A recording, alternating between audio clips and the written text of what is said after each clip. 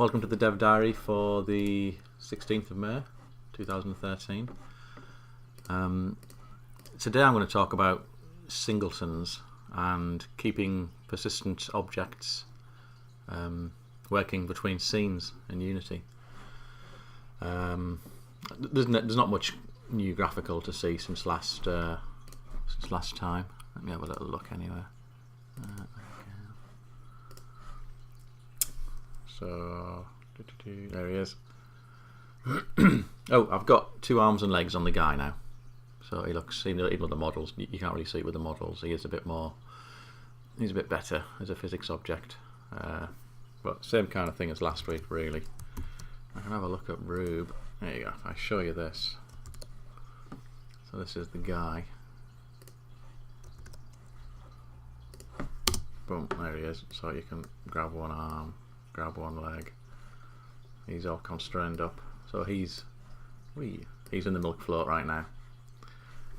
So that's a nice bit of progress from last week. So singletons. So what I've been doing this week is mainly putting in a lot of the kind of infrastructure work for the managers that are going to be around for the game. So a singleton, for those that aren't aware, which this is a kind of programmer-oriented diary today. A singleton is a type of it's a design pattern you use when you only want one instance of an object active in your game. So effectively, what you do, the kind of general method, is to make the constructor private, so other pieces of code can't just create these objects. Store a static pointer to the single instance of the object you want to keep around. That's also private, so that's all nice and hidden. But when another piece of game code wants to get access to the object, which in this instance is a game bootstrap, they go through a public getter, and that basically says on the first time that's called, this instance is null, so an instance of this object is created and it's returned. If another object later on tries to get access to this object, that instance isn't null, so it just returns the instance. So there's only ever one instance of this object type active. That's basic singleton stuff, and that's traditionally how we do. One way of doing managers and that kind of thing, you know, kind of manager objects that manage a certain area of your game code. What I've done with Unity is extend that a little bit. I've got a concept of let me get the boot scene up. I've got a concept of a bootstrap object, and it's the bootstrap's job to bring up all these managers and to, you know, initialize the back end of the game so that the actual scene can function.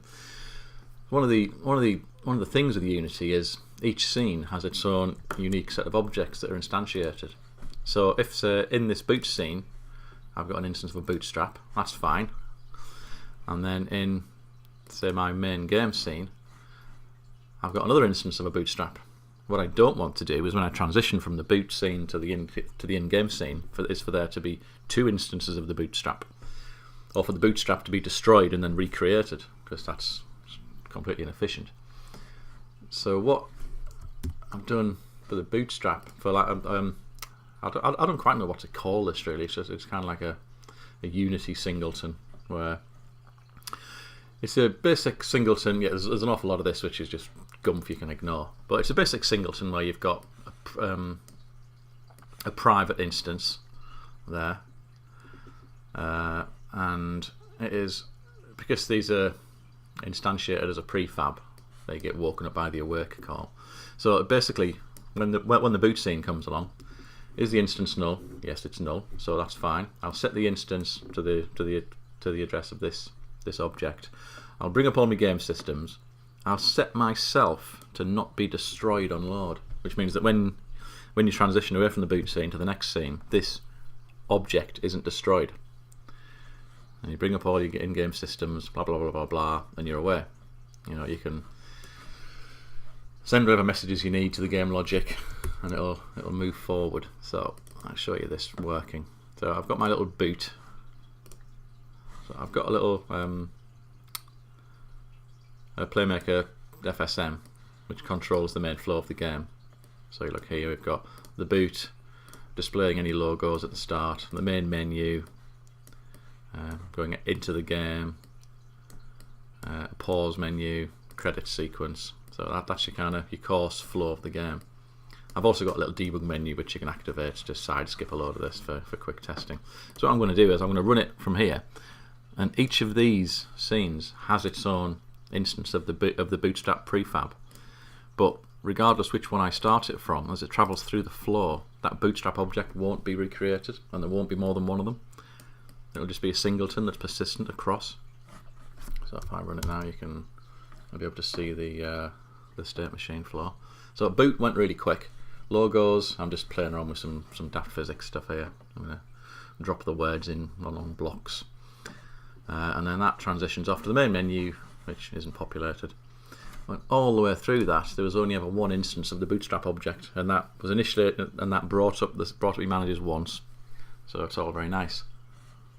Well, now if I just go to the main game scene, so this doesn't go through the Bootstrap or anything. This just basically starts the main game scene. There's no that finite state machine which controls the flow. That's not active because that's only attached to the boot scene. But I've still got a Bootstrap. So even when you're just testing your code, the Bootstrap is still bringing up your manager system. So you still got access to all your stuff. So that's quite a nice way of doing it. So let's get back to the code. So the big difference really is you've got your instance. So if this is the first time the Bootstrap object has tried to be created, fine, we'll go in here. We'll store the pointer to yourself. It brings up a load of gubbins, sets itself to not be destroyed when this scene is destroyed. And then at the end, this says, right, I've booted, move to the next game phase, and falls out, boom. So when the next scene loads up, which in this instance is the logos scene, this comes in, calls awake, instance is null. No, it's not null because you've already set it. So it falls out of this if statement and goes onto there.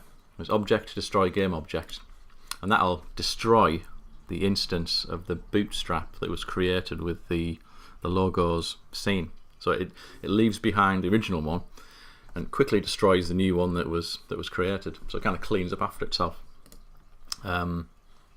One tiny thing to note is if you do that, then that'll just destroy the component, and the actual object will still be there. So you need to do destroy game object, and that will destroy the game object which owns this component, and therefore it'll tidy itself up. And if you want to look at the actual Bootstrap prefab, it's just here. It's dead simple, an empty prefab just with the Bootstrap script. Yeah, this is something I'm just attaching to it to store all my gameplay tweaks and stuff. Where's that gone? Yeah. So that's my Singleton work. Something else I've been doing. A couple of weeks back, I pointed you to an internet article about using asset objects as game configuration, and that's really handy. It's very easy to point your game objects at these configs and use them, but what my game wants to do, it's all runtime bound. So I don't know which object's going to be used inside my vehicles until the player decides. So I can't bind them. I need to dynamically bind them. Problem is, if the actual config objects themselves aren't bound from somewhere in the object hierarchy, they're never instantiated, and therefore you can't find them. So what I've got now, so this is my what I call a database of all my little game config objects. I've got gears, events, and little engines, all that. But then I've also got where is it? I use it as a prefab, I think. Yeah, config database object.